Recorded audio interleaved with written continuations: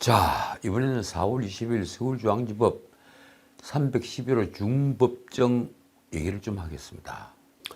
이재명의 최측근 김용의 정치자금법 위반 재판이죠.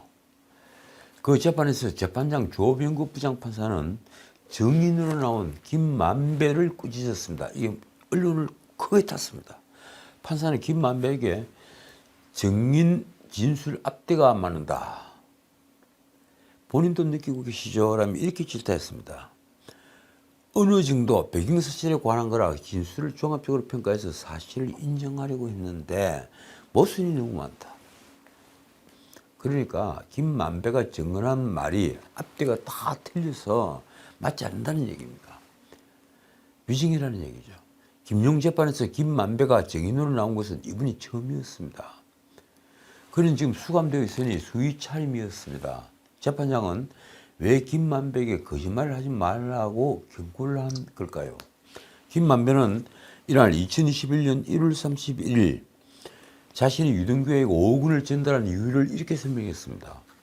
5억 중에 1억은 직장을 그만두고 사업을 시작한다는 유동규에 대한 호의였고, 그러나 1억은 그냥 조건 없이 유동규에게 준 돈이고, 4억은 남욱에게 빌린 3억과 이자 성격의 1억이 합쳐진 화해 성격의 돈이었다.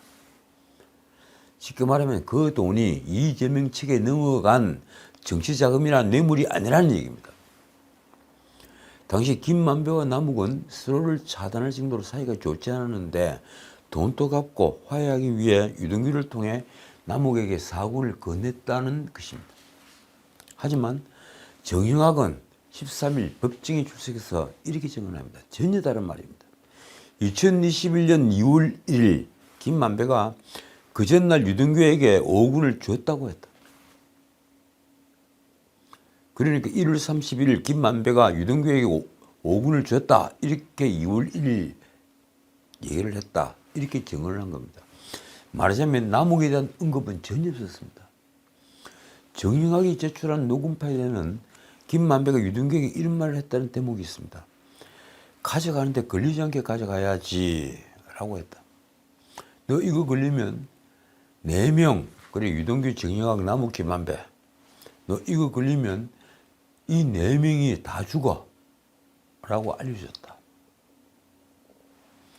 이 관료 속에 든 부분은 제가 붙인 겁니다. 조 부장 판사는 이렇게 꾸짖었습니다. 돈의 성격이 화해의 제스처인데 남욱이 죽는다는 게 말이 되느냐. 증언을 만들어내지 마시고 본인 혐의와 관련된 부분이 상당해서 진술이 어려우면 거부권을 행사하는 게 맞다. 차라리 묵비권을 행사해라. 이 말입니다. 그 뒤에 김만배가 정진상의 20억 요구에 대한 진술을 이어가던 때 조 부장판사의 두 번째 경고가 나왔습니다. 이재명 경선 자금으로 김만배가 20억 원을 요구받았다는 증언은 지난달부터 3차례에 걸쳐 대장동 관련 재판에 등장했습니다. 자, 먼저 3월 28일에는 김용 재판에서 남욱에게 검찰이 유동규가 3월경에 경선을 하는데 20억 원을 구해줄 수 있는지 물어봤느냐 이렇게 묻습니다. 그러자 남욱은 이렇게 대답합니다. 그렇다. 4월 13일에는 정영학이 김용 재판에서 검찰이 정의는 김만배가 시장치라고 불리는 경기도청에 가서 정진성으로부터 현금 20억 원을 달라는 요구를 받고 욕 나올 정도로 스트레스를 받았다고 했다고 진술을 한 적이 있느냐 이렇게 묻자 역시 그렇다고 대답을 했습니다. 마지막으로 4월 18일 정진상의 뇌물 혐의 재판에서 정인으로 출석한 유동규도 이 둘의 진술과 증언과 악의가 딱 맞는 증언을 했습니다. 이렇습니다. 정진상이 20억 원 정도 준비 좀 해달라고 요청을 했어. 내가 김만배에게 그 부분을 전달했는데 김만배가 부정적으로 얘기했다. 그러나 김만배는 이런 20억 요구를 반박하고 나섰습니다. 정진상에게 20억 원을 달라는 요구를 받은 사실이 없고 유동규가 2020년 5월에서 6월경에 이재명의 대선 경선 자금으로 20억 원을 요구하자 이렇게 거절을 했다는 것입니다. 나 거기다 끌어들이지 마라. 니네 대장, 그리고 이재명입니다. 니네 대장 죽을지 살지도 모르는데 무슨 대선 준비냐고 답했다. 이에 검찰이 정형하게 진술을 언급하며 다시 한번 정진상의 20억 요구 사실을 기억하느냐고 묻자 김만배는 기억나지 않는다고 답했습니다. 검찰이 정인이 20억을 요구받았다고 한 것 같다고 또 한 번 묻자 김만배는 제가 하도 거짓말을 많이 했어. 쉽게 말하면 자기에게 허점이 있다. 이런 표현까지 쓰면서 말을 이어갔습니다. 그러자 조 부장판사는 김만배의 말을 중단시켰습니다. 그리고 검찰 측에는 법정에서 수사를 하면 안 된다고 주의를 주고 이어 조 부장판사가 이렇게 말을 했습니다. 증거들이 정인의 증언과 사뭇 다른 것이 많다. 정인이 그 부분을 방어하는 게 그건 허언이었다인데 합리성 있게 답을 하면 좋겠다. 자, 문제는 그 다음 더 큰 거짓말이 나온 것입니다. 이른바 대법원 재판거래 의혹에 관련된 부분입니다. 이재명의 공직선거법 위반 사건 상고심 진행 당시 권순일 대법관의 방에 8차례나 드나든 경위에 대한 재판부의 송구 질문이 이어졌습니다. 김만배는 권순일을 찾아간 이유에 대해 당시 법률신문 인수와 관련해 영향력을 행사할 수 있는 대한변협 회장 소개를 부탁하고 이제 그것이 첫 번째입니다. 대한변협 회장을 소개해달라. 그리고 권순일이 쓰고 있던 책과 관련해서 기획과 제목 순서 등을 상의하기 위해서였다고 말했습니다. 제가 자신 있게 말씀드리는데 이건 거짓말입니다. 솔직히 법조 출입을 20년이나 했다는 기자 출신이 변협 회장을 몰라서 대법관에게 소개를 부탁했다면 이게 말이 되는가요? 검찰이 권순일 방문해서 이재명 사건에 대해 말하지 않았다는 것인가 라고 묻자 김만배는 딱 잘라서 이렇게 부인했습니다. 그런 말을 한 적이 없다. 법조 기자를 20년 해서 대법원 특성을 잘 아는데 대법원 출입기자가 대법원에 근무하는 고위법관에게 그런 말씀을 드리는 자체가 부적절해 말한 적이 없다. 자, 그래서 재판부는 김만배가 법률신문 사장과 회장을 소개받은 시점이 언제였는지를 확인했습니다. 김만배가 2021년에 대한변협 회장에게 법률신문 사장과 회장 소개를 부탁을 했지만 거절당했다고 하자 재판부는 이렇게 김만배 증언이 모순점을 지적했습니다. 한번 들어보십시오. 2021년에 매각의사 확인을 그것도 사장을 만나서 거절당했는데 2020년에 권순일 대법관을 찾아 인수 이야기를 했다는 것이냐. 말이 안 되는 거죠. 김만배는 그 전부터 법률신문이 시장에 나왔다는 얘기를 들었다고 둘러 대답을 했습니다. 거짓말이죠. 조 부장판사는 권순일이 발간한 책 공화국과 법치주의는 대법관 퇴임 때 그동안의 판례를 모아 발표한 책인데 김만배가 어떤 도움을 주었는지도 물었습니다. 사실 대법관이 판례를 모은 책에 김만배가 도울 일이 전혀 없죠. 그래서 김만배는 이렇게 얼버무렸습니다. 그분이 이야기하면 저는 이런 방식으로 가는 게 좋겠다. 순서는 이렇게 가는 게 좋겠다. 이런 이야기를 했다. 이것도 명백히 거짓말입니다. 한편 대장동 개발비리 의혹을 수사 중인 중앙지검 방북배 수사 일부는 화천대유 김만배의 390억 원 범죄 수익을 은닉한 혐의를 받는 공범들 10명을 24일 무더기로 기소했습니다. 그 중에는 김만배 아내도 있습니다. 화천대유 공동대표 이승문, 이한성, 그리고 상방울그룹 부회장 출신이죠. 헬멧맨 최우양. 김만배가 처음 영장 기각됐을 때 서울구치소 앞에서 헬멧을 쓰고 나타난 최우양, 그리고 김만배의 부인, 이런 사람 등인데 이들은 범죄수익 은닉규제법 위반 외에도 증거은닉, 그리고 증거인멸, 아마 증거인멸 교사, 그리고 농지법 위반 범행 등에 가담을 한 혐의를 받습니다.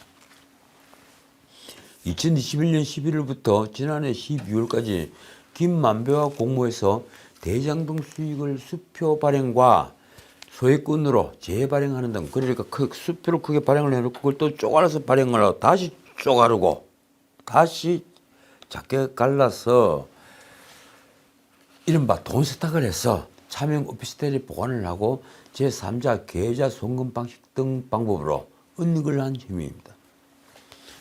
기소된 김만배의 약 390억 원 범죄 수익 중에 이승무는 약 290억 원, 그리고 이한성은 75억 원, 헬멧맨 최우양은 95억 원, 그리고 김만배 부인은 40억 2,900만 원에 가담했다고 검찰은 판단했습니다. 이한성과 최우양은 지난해 12월 A사 대표 박모란자에게 142억 원 상당의 수표 실물을 은닉하도록 교사한 혐의도 적용이 됐습니다. 아마 증거인멸 교사가 되겠죠.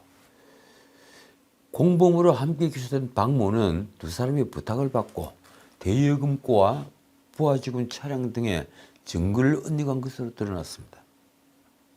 검찰은 지난달 이미 김만배를 대장동 사업에서 벌어들인 390억 원을 은닉한 혐의 등으로 기소를 한 바 있습니다.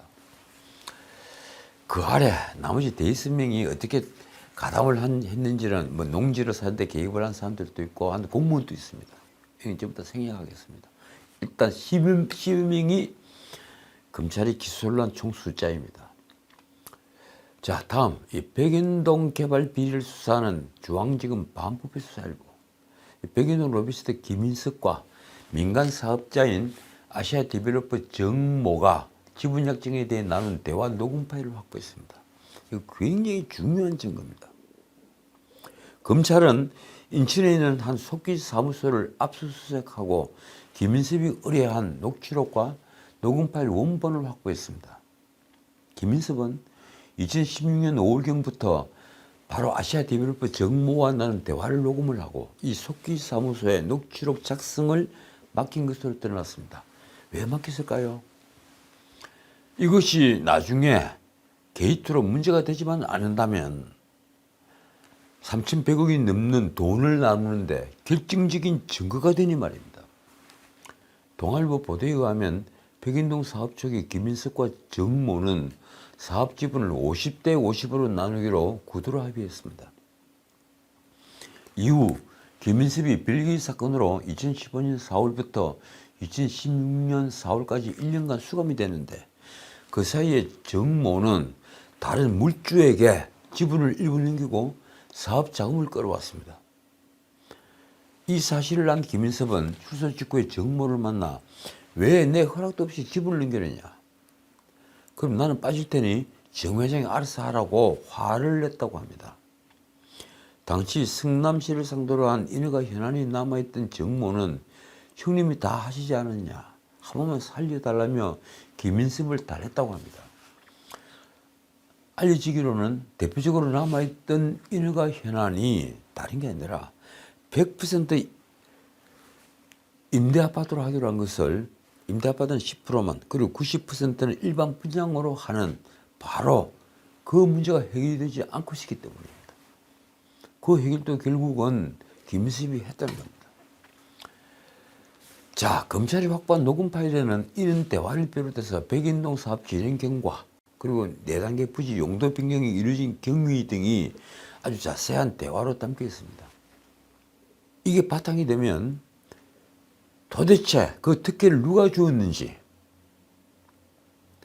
검찰이 쉽게 판단할 수 있을 것입니다.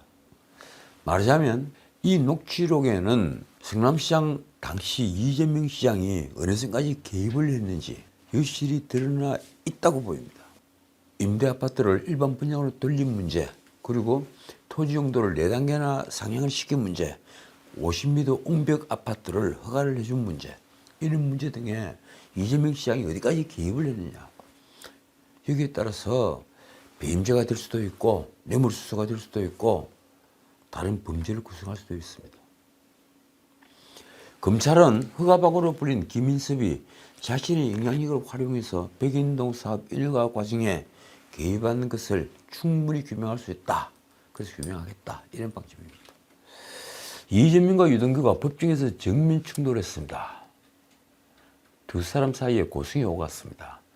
어제 28일 서울중앙지법 형사합의 34부 심리로 열린 이재명의 공직선거법 위반 사건 5번째 재판에서입니다. 2주마다 열리는 재판이죠. 이재명은 이 질문으로 직접 증인신문을 했습니다.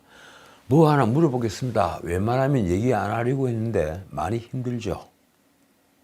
유동규의 답이 이렇습니다. 안 힘듭니다. 이 문답은 한때 신복이었던 유동규에게 이재명이 처음으로 건넨 말입니다. 두 사람은 대장동 의혹이 제기된 2021년 9월 이후에 지난 3월 31일 처음으로 법정에서 만났다고 합니다. 지금까지 이재명은 유동규에게 한마디도 하지 않았습니다. 유동규는 성남시장 시절 이재명에게 1공단 공원화 사업을 어떻게 보고 있는지 설명하면서 이렇게 말을 했습니다. 저하고 시장실에서 그림까지 그려가면서 공문을 그렸던 거 기억 안 나시냐? 그리고 이재명 시장과 둘이 앉아서 그림까지 그려가면서 제1공단 이 공문화 기획을 했다는 겁니다. 그래서 이재명은 뭐 하나 물어보겠다고 입을 뗀 뒤에 질문을 쏟아냈습니다. 내가 그린 그림은 뭐였나? 유동규 당신이 검찰에서 진술할 때 정진상하고도 그림을 그렸다고 했다. 기억도 안 나느냐? 이에 유동규는 기억나지 않는다. 언제 진술서를 말한 거냐고 물었습니다. 두 사람 사이가 기강이 되자 10분간 휴정을 한 뒤에 이재명은 유동규에 대한 공격을 다시 계속했습니다. 위리의 사업을 김문기와 나한테 몇 차례 대면 직보했다고 했다. 아니냐? 위리에 관련 보고를 하는데 어떤 걸 저한테 몇 번 했다는 거냐? 구체적으로 뭘 보고했다는 거냐? 두 사람은 서로를 향해 언성을 높이기도 했습니다. 이재명이 정확히 보고 시점이 언제냐며 따져 묻자 유동규의 답은 내렸습니다. 2013년 11월 28일인지 29일인지 확실치 않다. 진상의 형이랑 정진상입니다. 진상의 형이랑 얘기를 하고 시장 보고용이라는 내부 보고 자료가 있다. 가져가서 보고하라고 했다. 보고 시점은 오후라고 하자 이재명은 업무가 바빴을 텐데 정진상한테 말하든지 하지 왜 쫓아왔느냐라고 다시 물었습니다. 그러자 유동규가 어떻게든 성공하라 하지 않았느냐고 되받으며 서로 간에 고성이 오갔습니다. 하이라이트는 그 다음입니다. 이재명은 불법 행위를 하면 내가 용인이 있을 거라 생각하느냐며 이렇게 물었습니다. 범죄는 숨기는 게 불가능하니 숨길 일 하지 마라. 우린 의왕숙의 금붕어다. 여러 차례 내가 말하지 않았느냐. 그러자 이 언론 표현을 빌리면 유동규는 오히려 격분한 반응을 보였다고 합니다. 형님을 정신병원에 강제로 집어넣은 범죄는 밑의 사람한테 안 시켰어요. 시켰잖아요, 시장님. 유동규는 언성을 높인 채로 비난을 계속했습니다. 암암리 했지 않느냐. 성남시장 경기도지사 선거 공신들 불법 취업은 중범죄에 해당하지 않느냐. 그래서 재판부는 이 사건과 직접 관계있는 내용이라며 이 질문들을 제시했습니다. 자, 오늘은 여기까지입니다. 최근 4.3 관련 발언과 그리고 김구 선생 관련 발언으로 곤욕을 치르고 있는 태영호 의원, 이 지역구 사무실을 대학생들이 기습 점거했습니다. 대진연이라는 단체에 소속된 대학생들입니다. 대진연, 대학생 진보연합이죠. 사무실을 점거한 이들은 태영호 의원과 면담을 요청하러 왔다면서 태영호 의원들어 북한으로 돌아가라. 그리고 역사 왜곡 태영호는 지금 당장 사퇴하라. 등의 손팻말을 들고 피켓을 들고 구호를 외치면서 사무실 안에서 시위를 했습니다. 당시 사무실에는 비서관 한 명만 있었다고 합니다. 대진연은 2018년 11월 김정은 서울 방문을 환영한다면서 그때 문재인이 김정은에게 목을 맸죠. 서울에 답방을 해달라. 목을 맸죠. 그 김정은이 서울에 올지 모른다. 그래서 서울 방문을 환영한다면서 백두칭송위원회란 걸 결성한 단체 중에 하나입니다. 백두칭송위원회는 광화문에서 김정은을 연호하기도 하며 김정은 환영을 소리 높여 외친 자들의 모임입니다. 그들이 탈북한 태영호를 거꾸로 북한으로 돌아가라고 말했습니다. 자유를 찾아서 탈북을 한 태영호 보고 북한으로 돌아가라. 자신들이 가야 할 곳을 말입니다. 지금까지 지는 책이었습니다.